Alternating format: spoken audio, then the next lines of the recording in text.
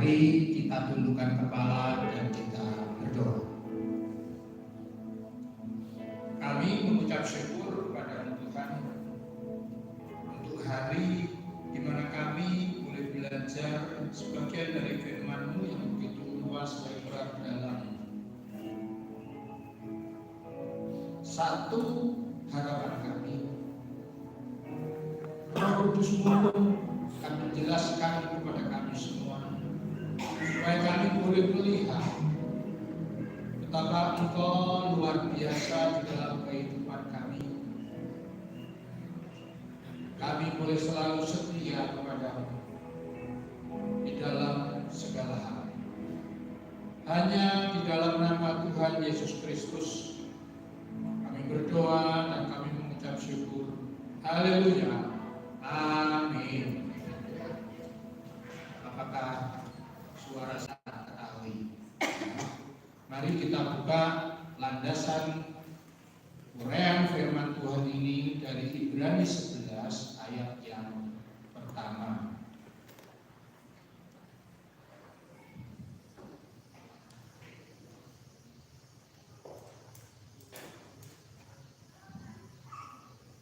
Ada yang hafal tanpa melihat Alkitab?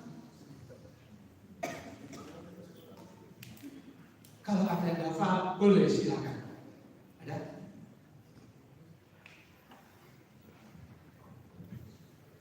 Bagaimanapun juga ini ayat yang perlu kita perhatikan bersama, kita cermati bersama, agar iman yang kita punya ini betul-betul merupakan dasar dari segala sesuatu yang kita harapkan dan bukti daripada segala sesuatu yang tidak kita lihat.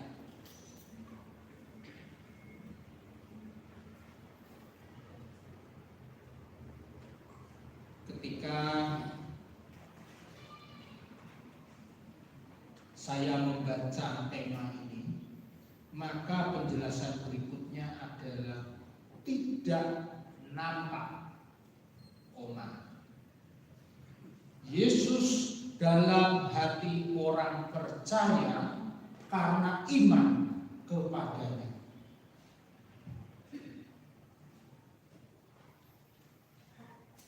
Jadi bagaimana pemikiran saya, bagaimana Yesus yang tidak nampak, ada nggak yang pernah lihat Yesus? Ada? Saya juga belum pernah. Kepengen, ya kok Tuhan sekali tempo gitu ya, kok kamu itu bahasa Kenya, bahasa Indonesianya gini, sekali tempo itu tolonglah saya bisa melihat, tapi tidak itu sampai sekarang. Sakit hati? Enggak juga lah, karena gimana ya, kita kan tidak bisa mengatur Tuhan. Tuhan itu yang mengatur kita, kita tidak bisa mengatur Tuhan. Kenapa? Kok begitu? Karena pengaturan Tuhan itu jauh lebih baik daripada kita mengatur kita sendiri. Bahkan seringkali kita bisa memahami bahwa ternyata saat kita mengatur diri kita itu kalah canggih dengan Tuhan mengatur hidup kita. Kalah canggih. Tuhan itu super. Ya, jadi apa yang dimaksudkan Yesus dalam hati orang percaya karena iman kepadanya walaupun tidak nampak. Saya mencoba menyoroti dua hal yang menurut hemat saya krusial di tema ini adalah orang percaya itu. Percayanya itu seperti apa? Dan yang kedua, karena iman kepadanya. Iman seperti apa?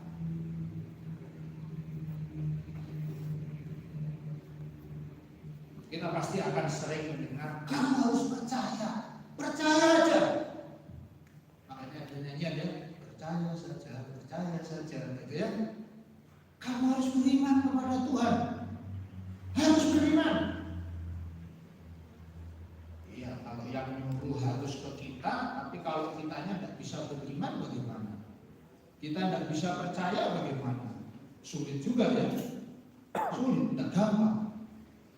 Ya, karena sesuatu percaya dan iman itu timbulnya dari dalam hati masing-masing.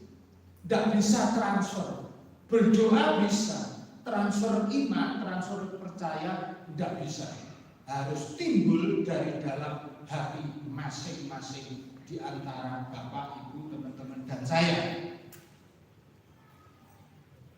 Menariknya, Ibrani 11 ayat 10 ini yang mengatakan iman adalah dasar segala sesuatu yang tidak kita harapkan dan bukti daripada segala sesuatu yang tidak kita lihat. Maka Yesus, penjelasannya, Yesus dalam percaya di sini itu adalah kata kerja, sesuatu yang harus dikerjakan, sesuatu yang harus dilakukan. Sedangkan iman itu merupakan kata benda. Artinya apa? Iman ini berupa definisi. Definisi yang tidak bisa berubah dan tidak boleh dirubah. Kenapa?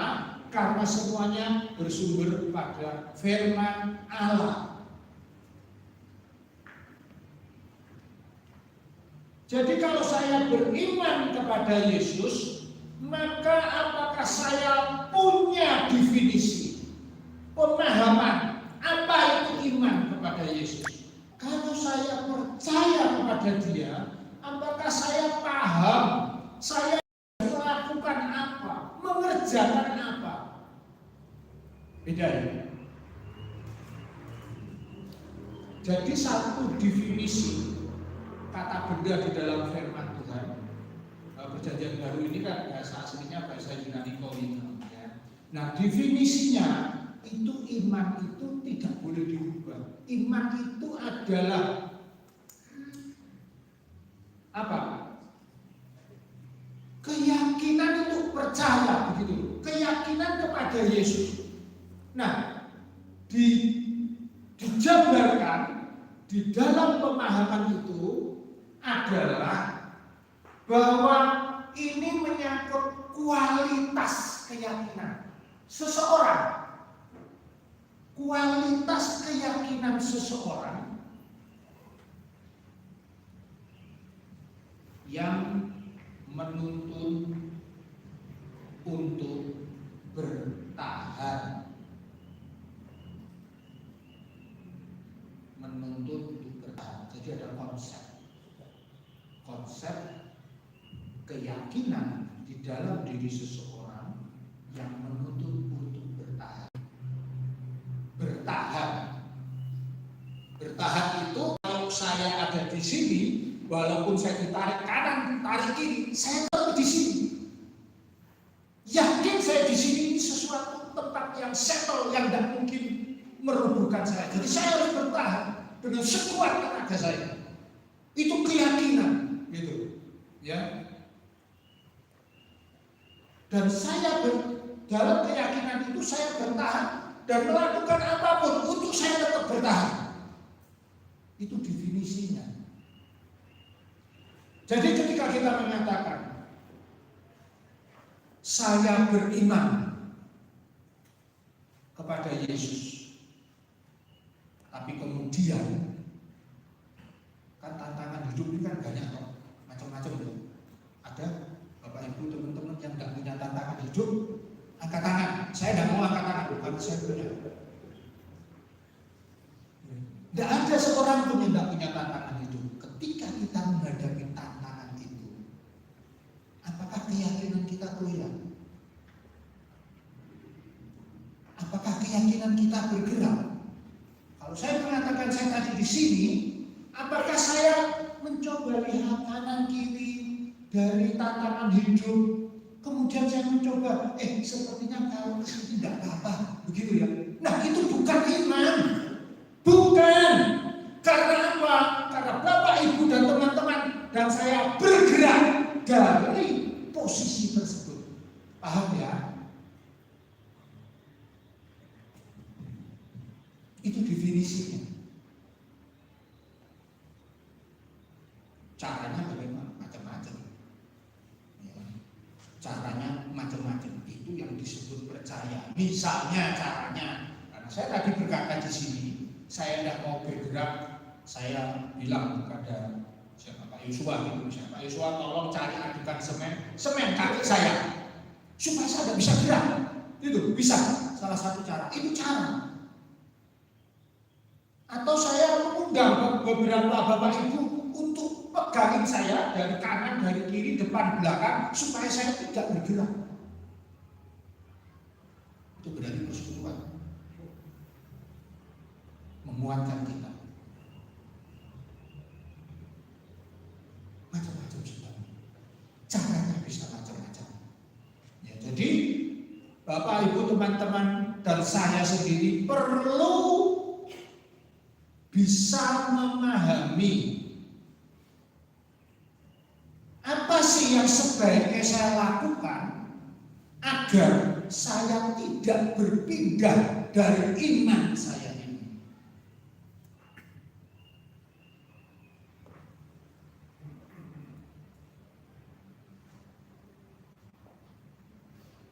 Bisa keteraturan belajar firman Tuhan. Bisa terperaturan mendengarkan uraian firman Tuhan. Bisa dengan kita self-study, belajar sendiri. Firman Tuhan yang saya baca ini maksudnya apa?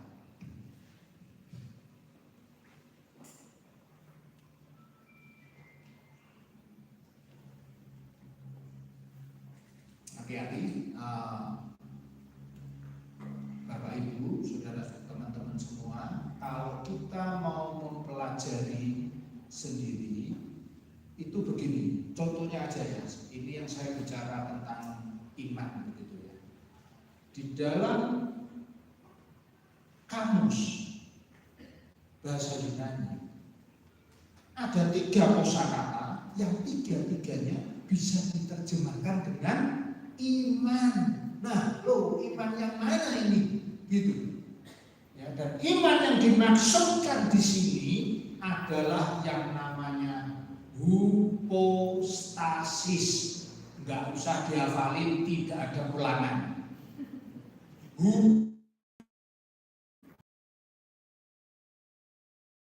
Kalau tidak berbentuk katanya hypostasis, maka Bapak Ibu, teman-teman dan saya harus cermat.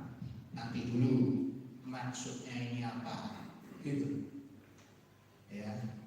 Nah,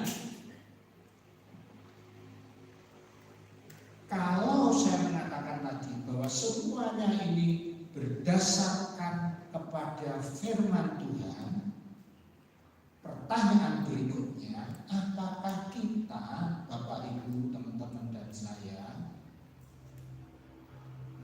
percaya nggak firman Tuhan ini adalah firman Tuhan ini? Alkitabnya, ya, adalah firman Tuhan. Kalau gini, firman Tuhan ini kita bisa memahami di dalam 2 hal, minimal 2 hal. Yang pertama, kalau firman Tuhan bilang iman adalah dasar daripada segala sesuatu yang kita harapkan, ya sudah, itu seperti itu, literalnya seperti itu, kita percaya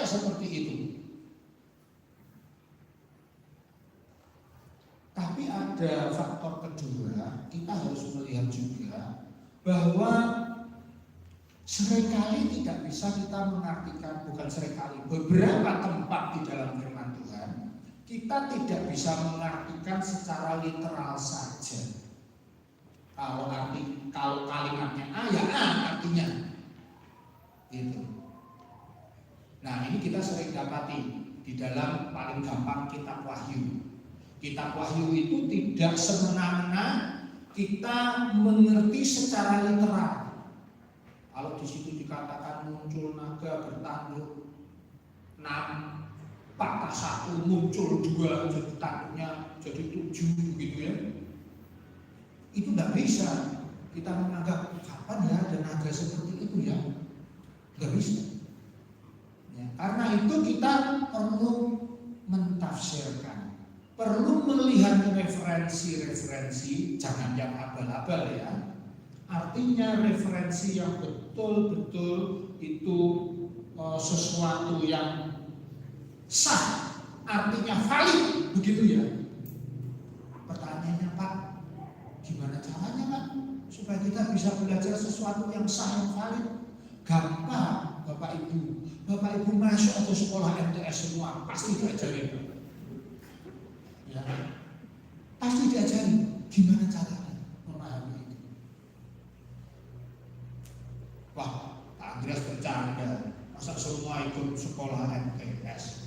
Ya tidak apa-apa, tidak apa-apa. Tapi bisa juga, misalnya Pak usul dengan Pak Joni, Pak adakanlah mungkin misalnya kelas untuk kita belajar memahami Alkitab yang sulit-sulit ya, gitu. Yang maksudnya sulit itu artinya saya sebut susah mengerti, gitu. Bisa, ya kan? Nanti Pak Joni bisa memprakarsai untuk mengundang siapa yang memahami firman Tuhan itu untuk membantu kita bersama-sama. Bisa saja. Selain belajar sendiri. Ya. Nah, kalau firman Tuhan itu bisa dipahami secara dua model seperti itu, kita pun masih perlu berhati-hati Bapak Ibu, teman-teman semua. Kenapa demikian? Karena begini, kalau kita mengatakan Tuhan mengasihi semua orang, percaya? Tuhan mengasihi semua orang di dunia ini. Terus kemudian pertanyaannya, kenapa itu ada orang jahat kok nggak diselamatkan oleh Tuhan? Kok diselamatkan supaya orang jahat itu jadi baik? Kan Tuhan katanya mengasihi semua orang. Gitu kan? Betul ya? Mengasihi semua orang kok. Harusnya yang jahat-jahat juga dikasih, ayo kamu kembali, kamu percaya kepada aku, kan harusnya seperti itu. Ternyata kenyataannya kan banyak yang kita lihat, misalnya ya, kita secara kasat mata orang itu jahat, mati dalam kejahatannya tetap tidak pernah bertobat. Banyak kok yang seperti itu. Kalau kita bisa melihat secara kasat mata itu. Jadi Tuhan nggak kasih tuh. Wah, pertanyaannya begitu sampai Tuhan kalau gitu nggak kasih tuh. Wah, ini something happen with me, bukan with God. Ya. Nah, gini aja. Salah satu tugas Yesus mengasihi, ya, dan pasti mengasihi, bukan tugas, itu memang karakter jati dirinya itu mengasihi. Nah, sekarang kalau kita bicara tukang pangkas rambut, ya, tukang pangkas rambut itu kan tugasnya salah satunya atau jati dirinya untuk merapikan rambut, betul ya? Jadi dia membuat rambut yang gondrong, yang berantakan itu jadi rapi. Pertanyaannya sekarang, kok kita lihat banyak di jalan-jalan rambut gondrong nggak karu-karuan, orang itu kok nggak dirapikan oleh tukang potong rambut? Kenapa? Kenapa? Enggak datang. Nah, kenapa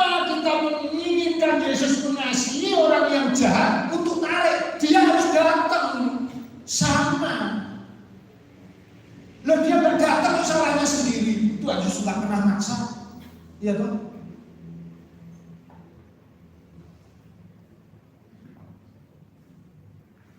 Barang siapa percaya kepadaku, dia akan memperoleh hidup kekal. Banyak ayat-ayat seperti itu.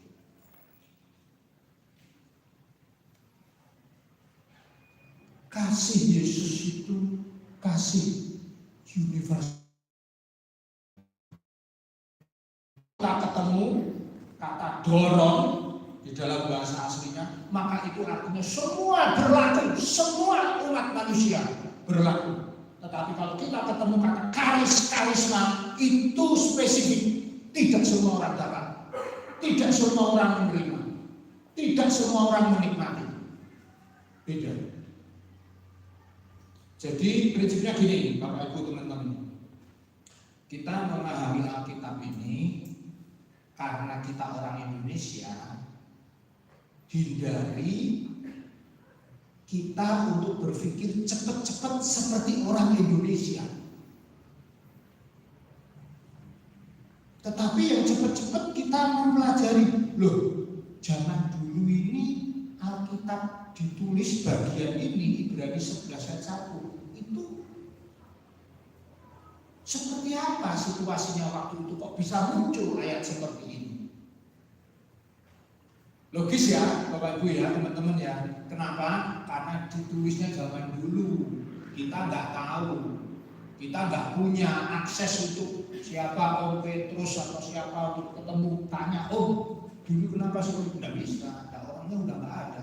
Ini betul-betul tidak bisa melihat kita kepada Om Petrus.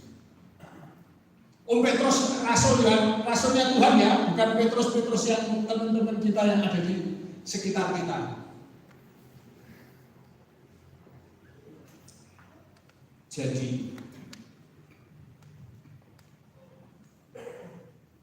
keselamatan Yesus itu diberikan kepada semua orang,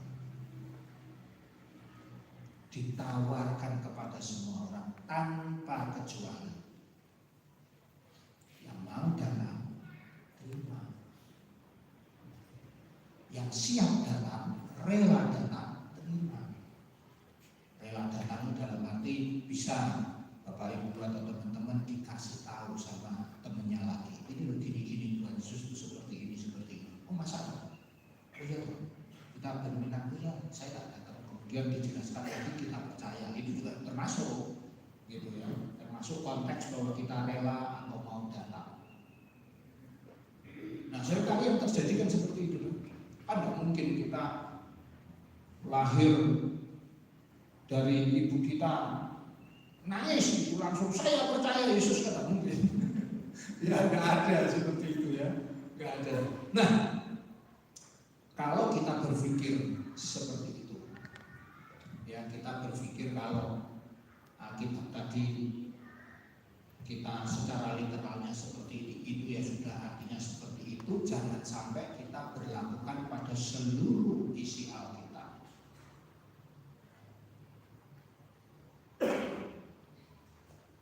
Kalau kita berlakukan seluruh Alkitab, maka kita sudah ada di dalam kelompok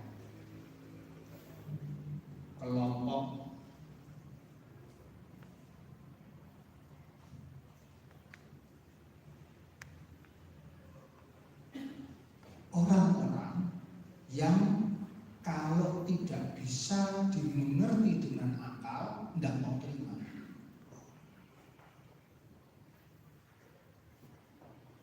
Aku tidak mengerti kok.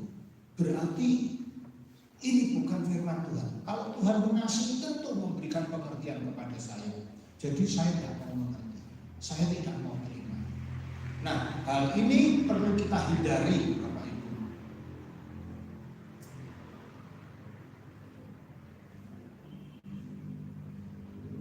Ini yang akhir-akhir ini rame, walaupun sudah kelewat.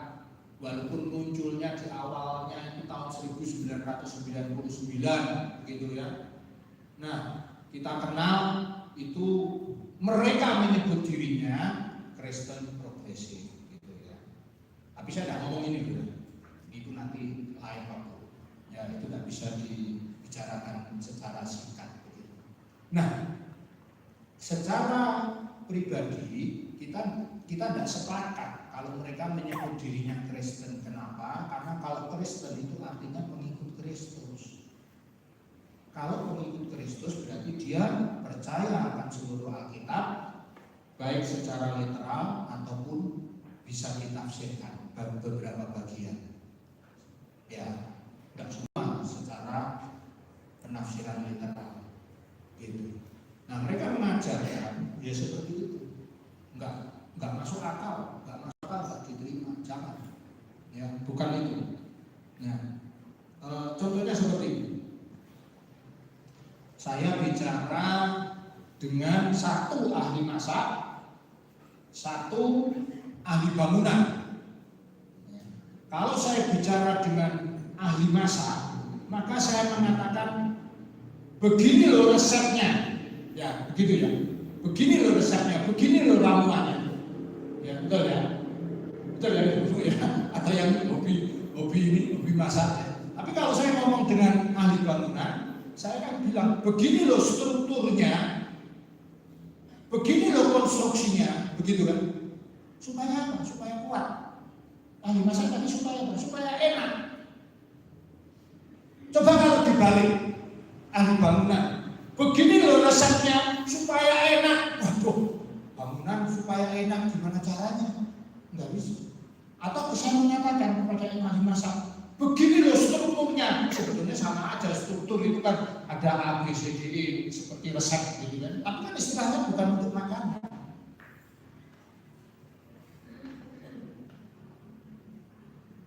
Silahkan dinikmati supaya kuat, enggak cocok. Ya, kan itu harusnya untuk segmennya ahli bangunan.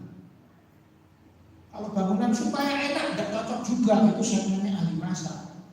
Nah, seperti itu, Bapak Ibu ya. Nah, kemudian kita melihat, kalau percaya dan iman itu artinya seperti tadi, ya, maka bagaimana dengan dikatakan Yesus dalam iman kepadanya.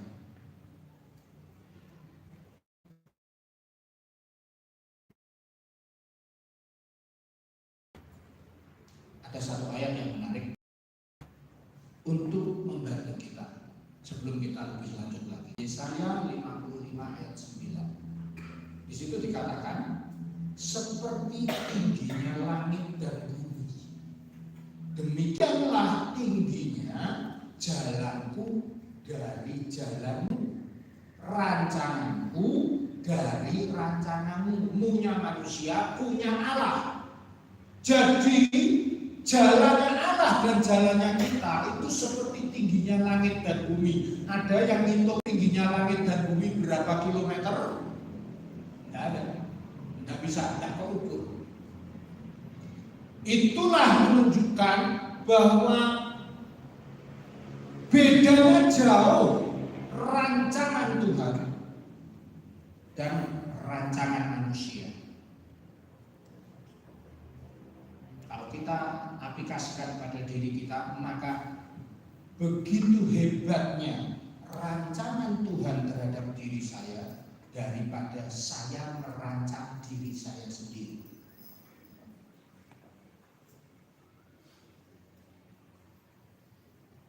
Jadi dalam hati kita bisa berpikir seperti itu. Wah iya, yang tak mungkin. Saya merancangkan sesuatu yang lebih canggih daripada rancangannya Tuhan, rancangannya Allah. Gak mungkin.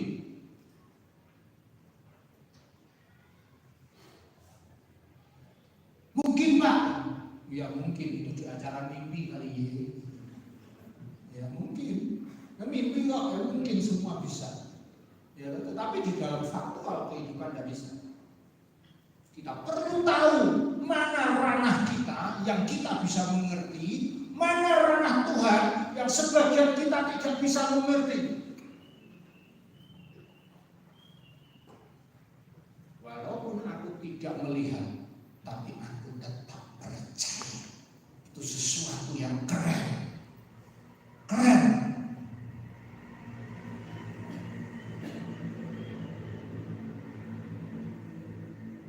semua orang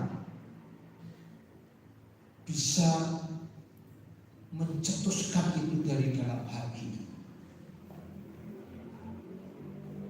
Nah, yang dimaksud hati kalau gitu apa? Ya. Hati, kita lihat bahasa Inggrisnya kan seringkali diterjemahkan dengan heart gitu ya. Heart. Tapi kalau bahasa Alkitab, hati itu disebut kardia. Matius 22, Markus 12 dan Lukas 10 ketika berbicara tentang dua hukum yang terutama dan utama, maka di situ ada hati dan jiwa. Matius mengatakan segenap hati, segenap jiwa, segenap akal budi. Markus dan Lukas menulis yang sama. Segenap jiwa, segenap hati, segenap akal budi, dan segenap kekuatan. Oh, beda. Ada kekuatan yang tidak ada di Matius. Berarti Matius ini berbicara kekuatan manusia itu tidak perlu. Gitu kan? Benar kan? Matius nulisnya begitu, tidak ada kekuatan. Kalau Markus dan Lukas ada kekuatan. Nah, Bapak Ibu teman-teman, kalau ketemu ini kita perlu mencermati lebih jauh. Kenapa begitu? Kenapa kok Matius hanya menyebut 3, Markus dan Lukas menyebut 4? Masalah hati dan jiwa. Masalah hati dan jiwa berarti ada hati ada jiwa, terpisah itu. Betul ya?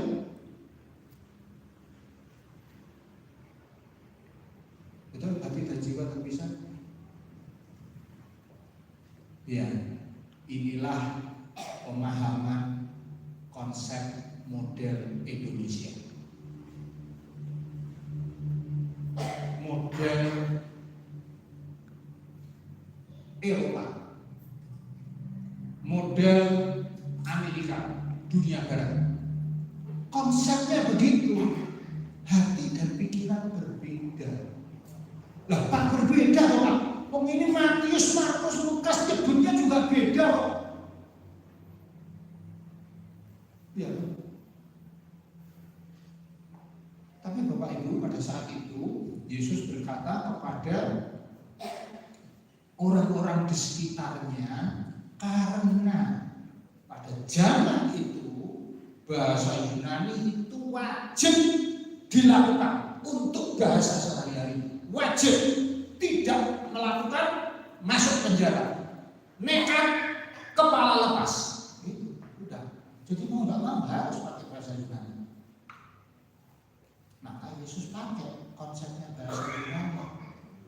Supaya apa? Orang-orang yang mengertinya cuma orang bahasa Yunani pun paham artinya, karena pemahaman mereka seperti itu. Dan bagaimana Pak sebetulnya? Di dalam konsep Yahudi Ibrani, ya, konsep Yahudi Ibrani itu tidak ada jiwa dan roh dan tubuh itu terpisah, tidak ada. Itu bukan konsep Yahudi, bukan konsep Ibrani. Jadi pendek kata gini, konsep Ibrani adalah yang dinamakan jiwa, itu keseluruhan yang tubuh, jiwa, roh, kekuatan. Konsep Ibrani. Ketika konsep Ibrani mengatakan rohmu, maka itu juga merupakan satu kesatuan. Yang roh, jiwa, kekuatan, dan satunya akal budi. Sama semua. Nah, jadi kalau kita mengatakan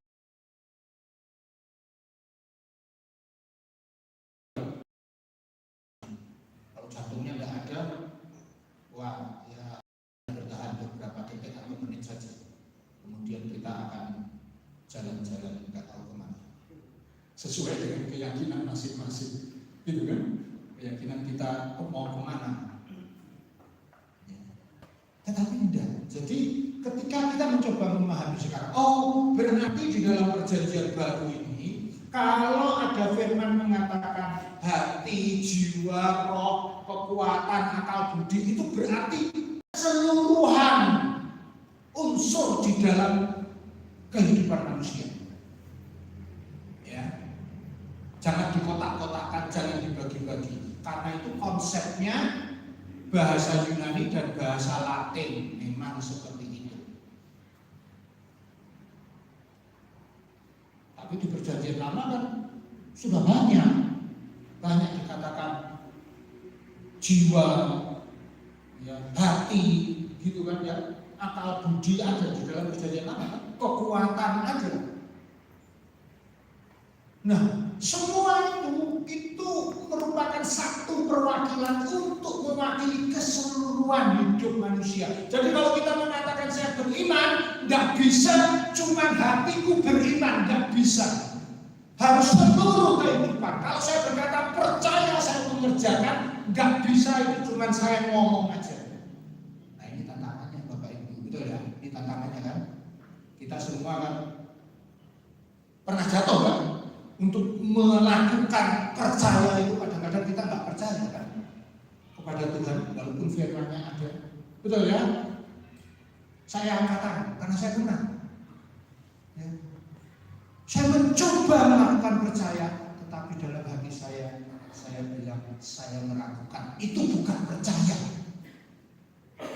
Maka perlu pertobatan masing-masing ketika kita mengalami hal seperti itu. Perlu pertobatan. Nah ini sekedar Bapak Ibu supaya tahu, jiwa di dalam bahasa Ibrani itu namanya nepes, N-E-P-E-S-H, nepes. Apa artinya nepes? Nepes itu jiwa juga iya, jantung juga iya, ya. Kehidupan juga iya, semua masuk di situ. Makanya tadi saya katakan di dalam bahasa Ibrani semua itu termasuk keseluruhan, walaupun di dalam PL dikatakan hatiku atau jiwamu atau akal budimu atau kekuatanmu, itu bukan hanya kekuatan saja, tetapi menyangkut seluruh kehidupan kita sebagai orang percaya dan beriman.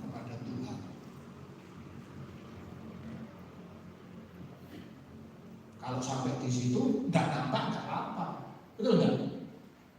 Nggak harus nampak.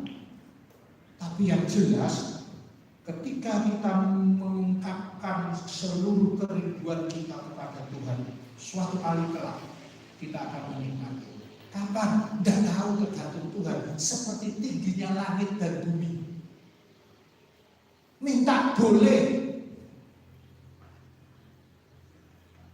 Minta apa saja boleh, tapi kepinginnya kita, kalau saya minta itu kan paling nggak 5 menit atau 1 jam lagi lah dikabulkan oleh Tuhan gitu kan enak kita, ya kan, nggak usah pusing-pusing berdoa lagi kan nggak gitu, ya kan, kepinginnya kita, kepinginnya manusia.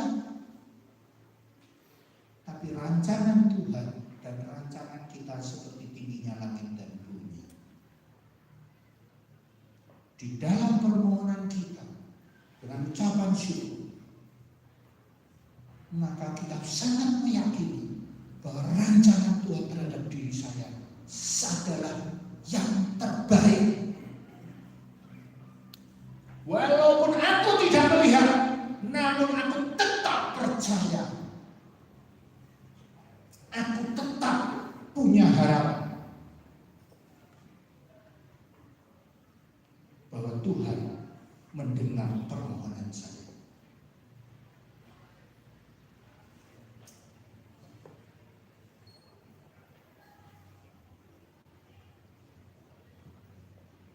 (14 Januari tahun ini saya juga berdiri di sini membahas tentang percaya dan iman yang kita harus teladani dari Abraham sebagai bapaknya orang percaya. Semoga ada yang masih ingat. Nah, di situ dikatakan bahwa percaya kata kerja, iman kata modal. Yang satu definisi, yang satu aksi kita.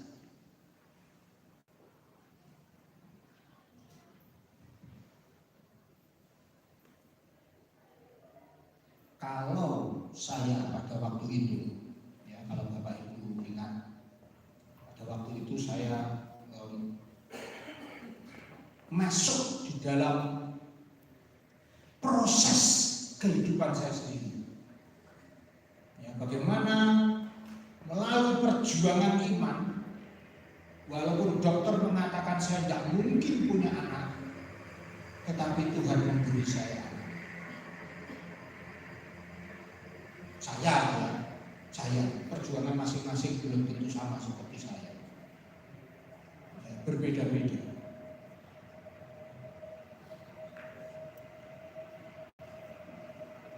Dokter Kristen yang saya tunjukkan hasil lab saya, dia cuma bilang, kenal baik saya. You tahu nggak? Saya masih ingat kalimat. You tahu nggak? Tuhan itu cuma cukup perlu satu sel sperma saja dan satu sel telur untuk jadi anak.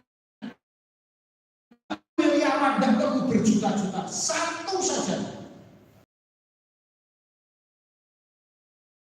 Bilang punya anak, tetapi saya bilang sama you, Tuhan cuma perlu satu. Buat Tuhan segala mungkin.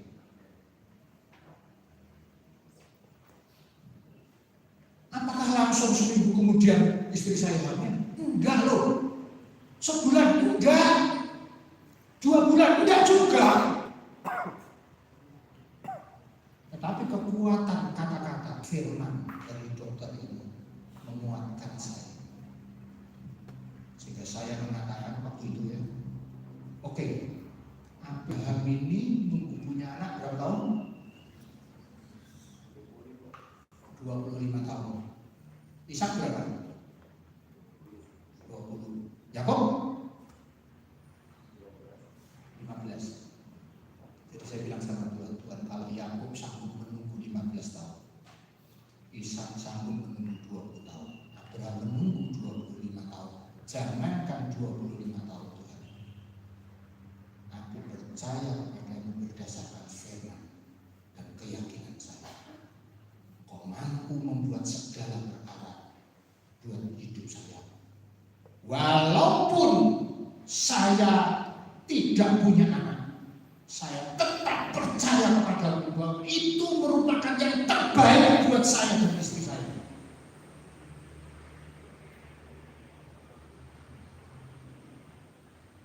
Kami menanti 7 bulan baru istri saya hamil. Setelah saya punya keyakinan itu, saya tidak ambil pusing. Orang di sekeliling saya bilang, ayolah kamu ke dokter, periksalah, ayolah kamu bayi tabung atau kamu mengangkat anak. Saya tidak pernah pusing. Kenapa? Saya yakin kalau Tuhan merancangkan yang terbaik buat saya. Kenapa saya harus memaksakan keyakinan saya?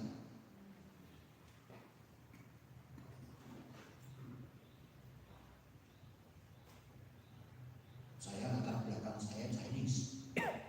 Dalam budaya Chinese juga punya anak itu kasta terendah, sudra mungkin kalau di India.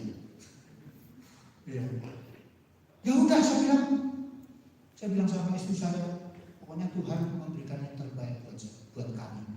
Kalau kita tidak punya anak itu adalah yang terbaik. Lebih enak dapat yang terbaik daripada Tuhan daripada dapat kelas 2. Ya apa ya? Iyalah. Tapi Bapak Ibu pada saat saya mengatakan ya waktu itu berat. Saya perlu meyakinkan diri saya perlu berdoa. Sampai saya ketemu ayat. Tuhan yang memerlukan tabung tanah. Waduh saya. padahal itu nggak ada unsur anak kan.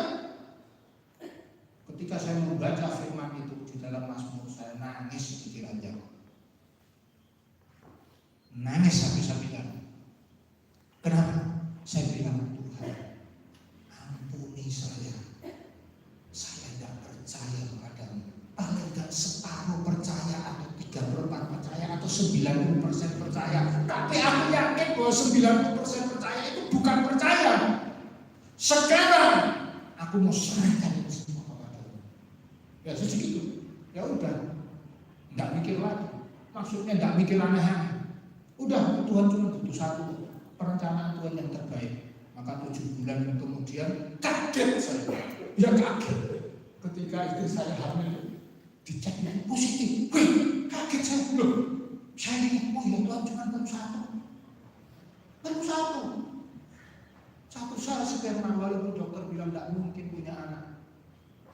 Lalu ketika dicek di lab, sel sperma saya itu yang aktif cuma 2%. Mana mungkin punya anak, kata dokter pertama. Waduh, saya bilang begitu. Nah, untuk saya ketemu Dokter Kristen yang masih hidup, orangnya ada di Bandung. Itu adalah perjuangan. Bagaimana sekarang kalau kita mengatakan tidak nampak, sekalipun tidak nampak, tetapi Yesus di dalam hatiku dan aku tetap beriman kepada Yesus. Maka itu adalah perjuangan kita di dalam pengikut sertaan kita kepada Yesus. Saya percaya tidak semua mengalami hal seperti saya. Semua orang punya masing-masing masalah, punya masing-masing pencobaan, punya masing-masing tujuan yang belum tentu sama seperti saya. Jadi Bapak Ibu tidak boleh samakan seperti saya. Maksud saya begini, kalau Pak Andreas bisa begitu, berarti saya pun bisa. Ya bisa, tapi kalau Tuhan menghendaki, iya kan? Bisa kalau Tuhan menghendaki. Yang penting kan kehendak Tuhan. Bukan Andreas bisa, saya bisa. Bukan itu yang penting. Dalam rencana Tuhan enggak.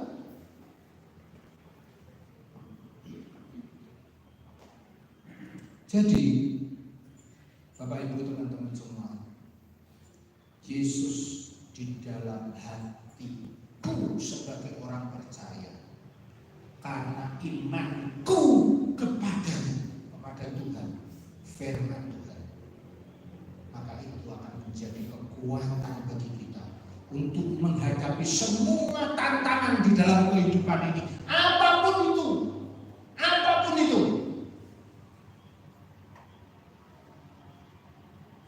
Ketika Tuhan berkenan, ketika Tuhan memberkati, ketika Tuhan menghendaki, tidak ada satu pintu pun yang tertutup, pasti akan terbuka. Bagaimana caranya? Caranya terserah Tuhan. Saya juga nggak ngerti, Bapak Ibu. Saya nggak ngerti. Harus menunggu 7 bulan, saya juga nggak ngerti. Coba kalau saya mikir-mikir waktu itu ya, saya berpikir sekarang, mikir itu, Tuhan sebulan kok udah, katamu firmanmu begini. Tuhan 2 bulan kok belum? Oh firman katanya begini, 3 bulan kok belum? Waduh, itu benar-benar saya tidak percaya dan tidak beriman itu kepada Tuhan. Jadi pengertian pemahaman iman kita untuk bertahan ya, dan melakukan sesuatu untuk tetap bertahan. Itulah yang dikehendaki firman Tuhan di dalam Kristus Yesus. Haleluya, amin. Kita berdoa.